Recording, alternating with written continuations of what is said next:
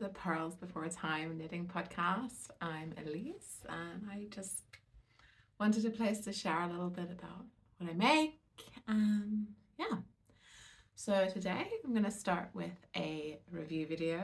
So everything I've made in 2023 and how I did with relation to my knitting goals. So at the beginning, end of last year, beginning of this year, I made a very messy plan for what I wanted to do this year. So I had several categories of goals. So one thing was to finish all my UFOs. I had 5. 2 was I had a list of projects using stash yarn that I wanted to make and work my way through those. And then I had new projects which I would have had to purchase yarn for to make. And then I had a load of design goals as well. And then I also had some more general goals, which included, finishing my UFOs was one. Then I wanted more colourful knitting, just to brighten up my wardrobe. I wanted to knit a shawl. That's always been an aim. I'm not good at shawls. I wanted to knit a gift. I wanted to knit some socks. I wanted to do more colour work. And I wanted to use 3 kilos of stash yarn. So those were my broad aims. And I'm going to sort of start and show you how I did. And yeah, so at the beginning of the year, I had 5 UFOs. And now out of those 5, only 1 is still a UFO. I can show you actually.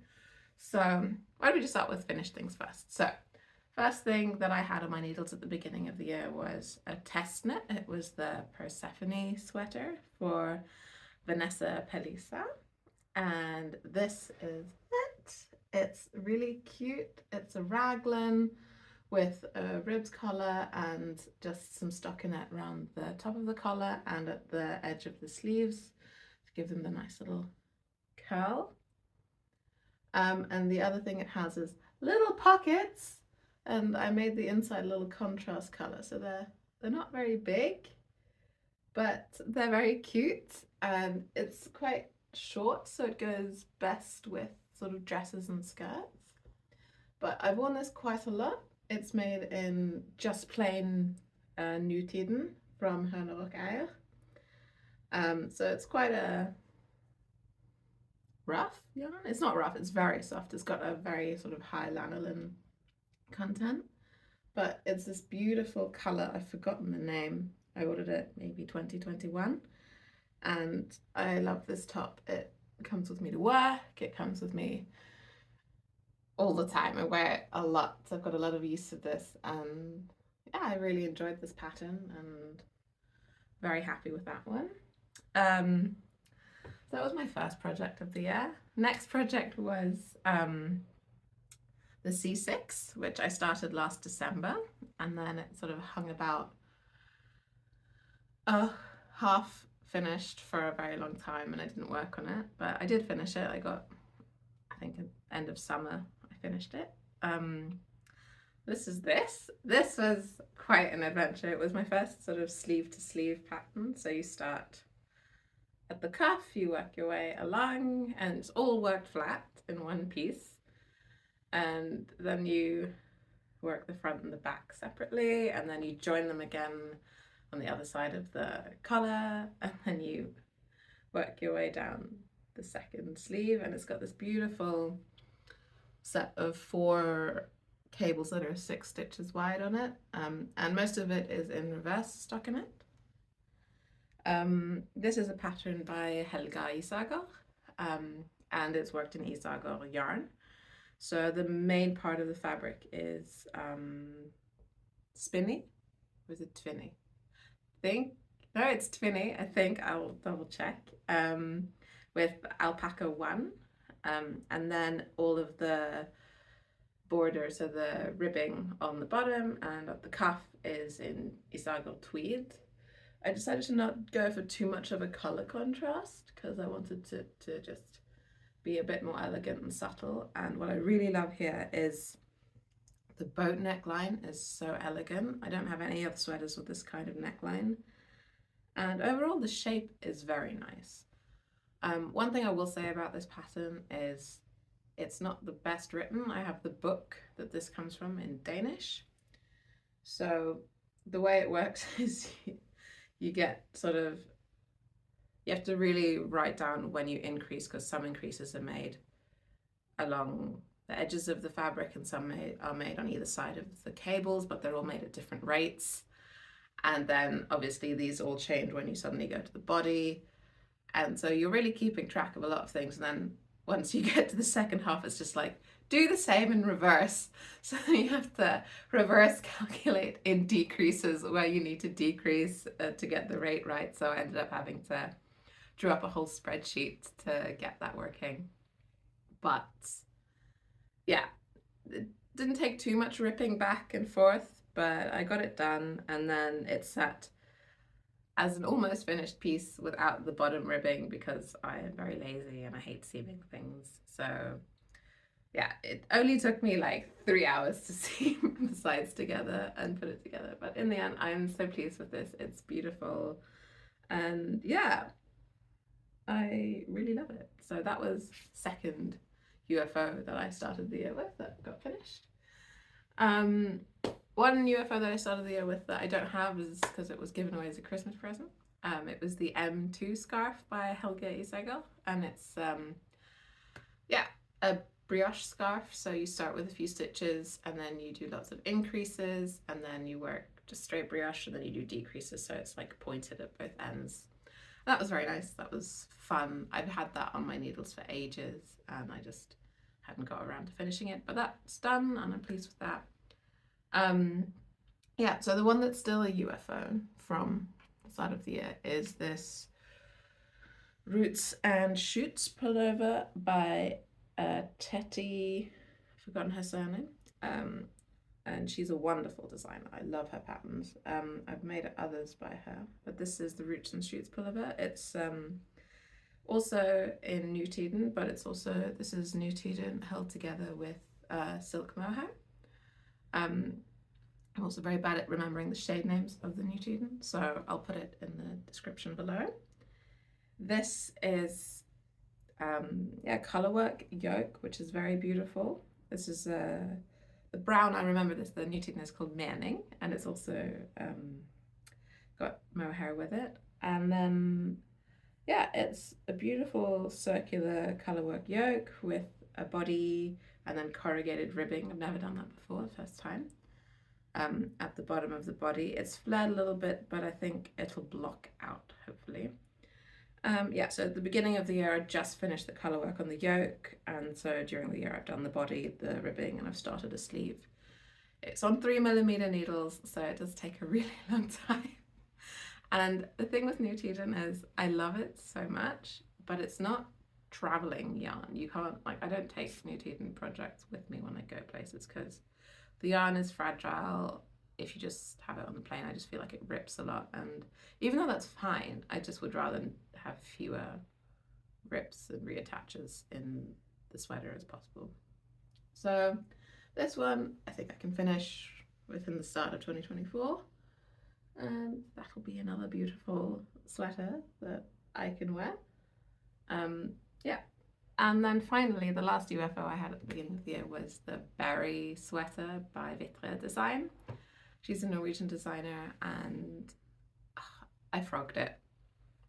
It was not my best choice. It wasn't the best choice of yarn. It was a bit too thick. It had a like triple layer turtleneck, which every time I kept trying it on, I was just thinking, no, I'm never gonna wear this. It's just too hot and too much. So I decided to, yeah, repurpose that yarn. It was a beautiful green. I really like the color, but yeah, that's gonna be something else in the future, and I'm not gonna dwell on that too much. Right, so that was all of that. I'm pretty happy. Then I had things that I made with my yarn stash. So at the end of 2022, I'd ordered a load of yarn from Oslo Mikrospinneri, which is a small yarn producer in Oslo. And I got two colors. I got a beautiful bright orange, like really bright orange, called Milta, and that was supposed to try and fulfill my more colorful knits goal. And with that, I made a tuck in the end that I haven't woven in yet. Yep, I made this sweater number 18 by My Favorite Things Knitwear. It is so bright. You really stand out in this color. It is quite something, but this yarn is very beautiful. It has a very natural shine to it. It's pure Norwegian wool and it's gorgeous. It's very well worn. It needs probably a bit of a clean up right now because I'm very happy with it. So this gets a lot of wear, but sometimes I feel like it's a bit too bright, so I don't wear it all the time, but I love it. So that was all stash yarn. And the other color I got in the same yarn type from Purlsbeforethyme was a beautiful blue. I have a thing for blue. And it's this beautiful like cornflower blue. I think it's called Forget Me Not, and it's really nice. And this is the Edgar pullover by Sari and Nordlund. And I love this pattern. The only thing I will say is that at the bottom of the brioche yoke are a load of bubbles. They don't show at all. Like I feel like I use a lot of effort to make a lot of bubbles and you can barely see them. So I would have just not bothered next time. I don't think they were the part of the pattern that I liked the most. I just love the yoke a lot. It's very comfortable. I use this for work a lot. It's a very office appropriate sweater. It's very smart, so comfortable. It is very gorgeous. And this wool, it doesn't pill very much. So I haven't had to depill this at all. And I've been wearing it since March, more or less. So it's got a bit of pilling, but I'm very pleased with that. So that was also from Stash. The other thing I made from Stash was this. Is the, I don't know how to pronounce this, but I'm gonna guess it's Aegyo sweater by Aegyo Knits. She's a Danish designer. She's really blown up in the last year. I want to make all her stuff. It's beautiful. This is just a gorgeous cable knit sweater. I chose to use a blown yarn, which I've not really used before. It's by a Danish company called Camisole. And the thing I will say about it is it stretched a bit more than I wanted. So I'm not so keen on how much the neckline has grown. Like it was done on 4mm needles, I think, but it was just like, it's so big. I wanted it to be a bit more tighter crew neck. So before blocking, it was definitely a lot more cinched, but I think the cable work is beautiful. And I might have gone down a size. I think I made the second size in this one. Maybe I even made the smallest size. But anyway, I think I would have maybe chosen a different yarn next time, a more woolly yarn and a less blown yarn. So the blown yarn has like a cotton tube and then they blow like alpaca fibers and I think wool as well through it. But it's very soft and it is very nice. But I think it's just a bit too slouchy for work and the sleeves are very wide. They're giant sleeves. So this is more like an at-home weekend sweater. It's not a very smart sweater, but I really like it. The cables are gorgeous and then the rest of it is in fisherman's rib, which has this very nice texture. And I like the colour very much. It's like a sort of OT beige. So very happy with this. And I think that's everything I made from Stash. Then I did a test knit in the summer for, her name is Ksenia Naidyon, and it was, I think she designs under the name Life is Cozy Knits. So she designed this top. It's very cute. It's the Moonflower cami. It's really sweet. I made it on holiday this year, and it's yeah, I think I should have maybe sized down because a lot of these tops end up a little bit wide on me. But yeah, it's very cute. It's just a little tank top with a really nice sort of textured, not really textured, but it's a traveling stitch pattern. So you just actually achieve this with increases and decreases to make this beautiful pattern. She also has a t-shirt version of this, which is stunning because it's all kind of like they go out in a circle. I think that's very beautiful. Anyway, this is the camisole version with the tied shoulders. And yeah, I wore it quite a bit in the summer. I made it in Muiríní, which is a linen yarn, and I quite like linen for summer because it doesn't, like, it breathes very well. It's not overly stretchy, and yeah, it's plant-based, so that's a nice change. Otherwise, yeah, I have made things that I'm not showing here, just to be completely honest. I did a test knit that is a secret test knit, so can't show that yet. And then I've got some designs of my own that aren't published that I'm still working on, so I won't be showing those. But one of my designs that I did publish this year is these little mittens, and I'm really pleased with them. I take them everywhere with me. They just fit in my pocket and off I go. So these are the Muiríní mitts.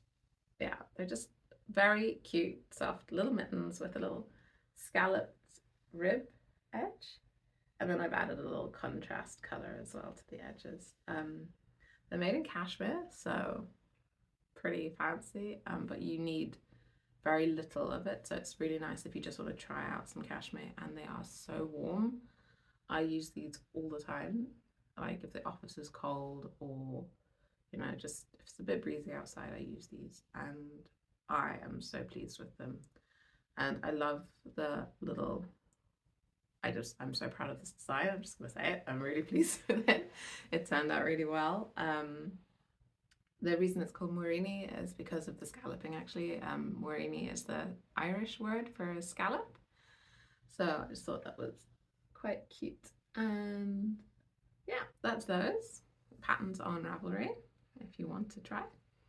The way the scalloping actually works is, yeah, you just do a load of short rows, and then so you get the shape, and then you kind of carry the live stitch down, and then you work another little set of short rows, and you make all these scallops. So it's a bit of an awkward technique. I'm sort of filming a little tutorial for it. But yeah, that's these. And the final finished project I'm going to show now is one of my favorite knitting patterns ever is the Snowy Forest sweater by Midori Heroes Knit, and she is like obviously super well known like designer. She is responsible for the ranunculus. So I've never made one, but thousands and thousands of people have. But anyway, Snowy Forest is my personal favorite of hers, and I made one for myself 2 years ago.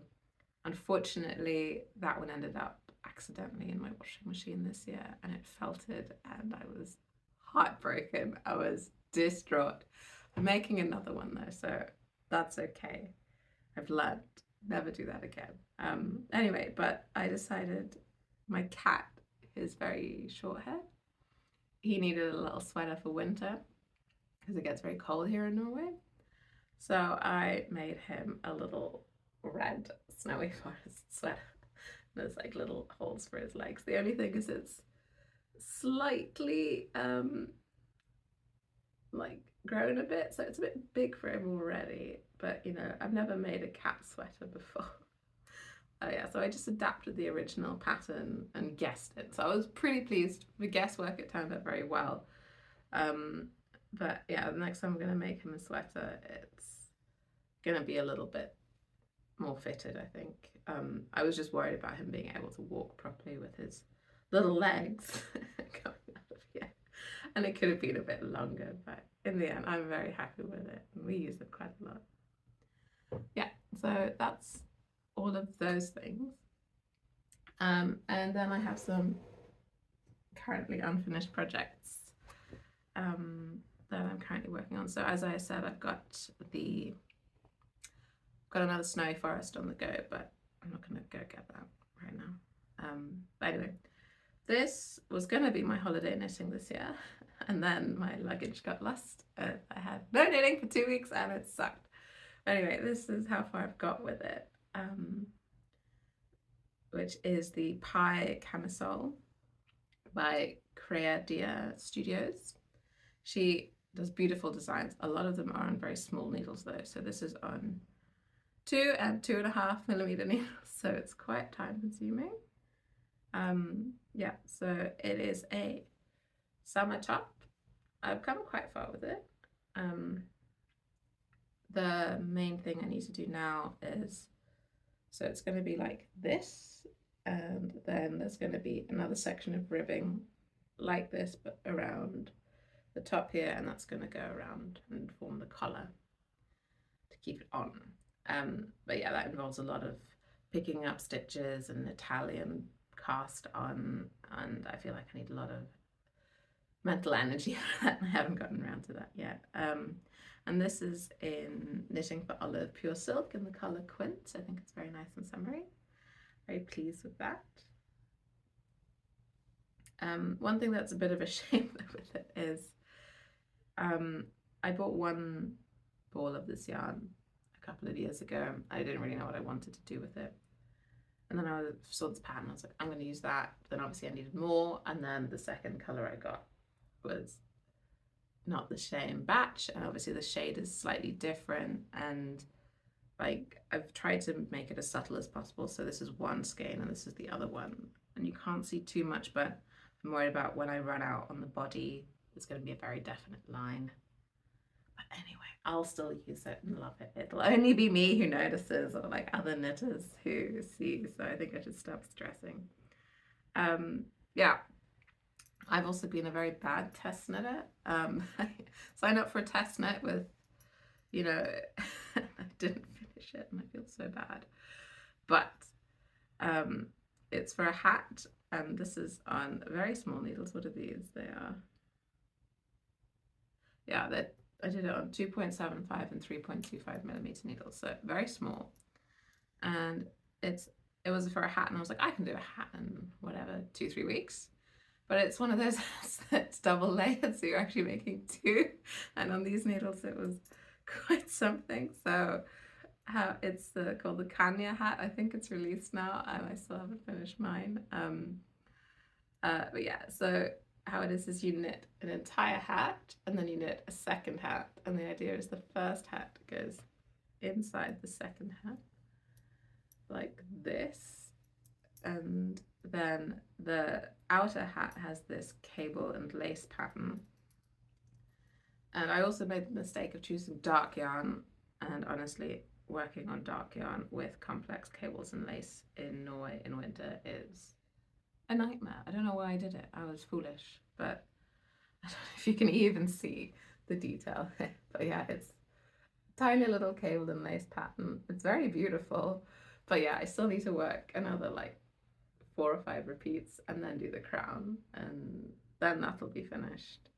I just didn't quite understand how much work that was, so I really apologize to the designer for, yeah, how crappy I was as a test knitter for this. But anyway, that's on my needle still. Oops. And then I bought some yarn at a yarn fair, as you do, and it's hedgehog fibers. It is this gorgeous cashmerino in the shade, I think it's called Squid. It is so beautiful, and I just wanted to have a project that showed off this color. So I decided to do a brioche shawl, and I've never made anything by Stephen West before, but it's been one of those things that I've always kind of thought, yeah, Stephen West, and he does a lot of beautiful brioche patterns. So I am giving the Flying Foxtails pattern a go. Let me tell you something about brioche. If I make a mistake, I'm going to try and fix it the best way I can, but I'm not ripping back for brioche because it is a huge mess for me. I find it too difficult to rip back, so I just compromise when I'm doing brioche. But anyway, this is how it's looking so far on the colourful side. It is very cool. And then the contrast I just did with white There are a few errors in here. Who's gonna look? Only me. So that's kind of fine. And I love the color here. I've just used a fingering weight alpaca as the other yarn in this. And yeah, I am really enjoying this. The thing is, it's gotten to the point where it's quite a lot of stitches, and it's gonna take, you know, 10-15 minutes to do a row for me sometimes, especially if it's one of these where I have to do a brioche knit yarn over 8 times with a brioche knit on the end to form one of these things. So yeah, it takes a little bit of concentration, and because I have made a few mistakes, the way I have to make up for it means I have to sort of remember how I've changed the pattern slightly. But anyway, that is what's currently going on my needles. Yeah, so pretty pleased with how 2023 went knitting wise, considering I have a full-time job that isn't to do with knitting, and yeah, I have other things going on. Yeah, I didn't get to any of the new projects I wanted to do. Those are still in my queue for this year, but yeah, they're gonna happen. Oh no, Camisole, that one's on there, so that's nice. Otherwise, out of my goals, what did I do? So finish all my UFOs. Didn't do that. Got close there. More colourful knits. I think there was a good range of colours there. A shawl. I started one. Next year I'm going to do more. A gift. Yeah, I gave away a scarf, so that's good. A pair of socks. Didn't get to those. I'm not a sock person. I just think I'm going to deal with that. That's fine. I don't need to be a sock person. Yeah, more colour work. I did some colour work, actually. I don't know where it is now. I designed, wait, is it right here? I didn't mention a couple of pieces. One of them was I designed a sweater for a yarn company, and that's not published yet, so I didn't really mention that. The other thing I've made is a beautiful, colourful cowl. It's called the Azulejos Cowl, which means tiles is in Portuguese. These colours are beautiful, and the yarn is so saturated. I'm very pleased with this. So I did some colour work. I didn't do a lot. But yeah, that was pretty good. And then used 3 kilos of my stash. I don't think I used 3 kilos. I think I used about 2. And I did sell quite a bit of yarn. So I think I sold maybe 500-600 grams of yarn this year, which is good. So stash, I don't know if it's gone down. There's still a bit around. In the end, it's fine. I don't have a giant stash. So this actually is a good part of my stash. And then I have a couple of boxes lying around with yarn. But yeah, these, I'm going to make another video on plans for 2024, I think, because this is going to get quite long otherwise. So yeah, thank you for watching this. If you have any questions or comments, please, yeah, let me know. And find me on Instagram or Ravelry, and yeah, share your thoughts. It'd be lovely to hear what you have to think. Bye!